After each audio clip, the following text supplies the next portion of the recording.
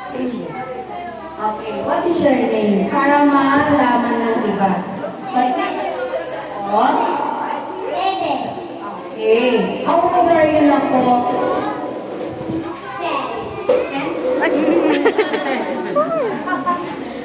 Ay, Paul. Ay, baka may naalala lang siya na 10.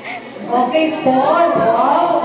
Ang pogi-pogi naman ng mga bebe ni teacher at saka ang gaganda. Ngayon, tatanungin ni teacher, ano po yung gagawin mo dito sa school, sa daycare to?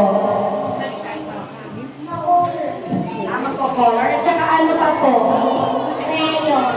Magko-color ng crayon. At saka ano pa po?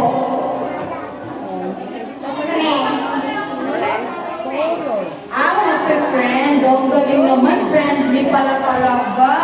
So, thank you, baby, in advance, ha? Friendly ka pala, ha? Tama yun. Okay,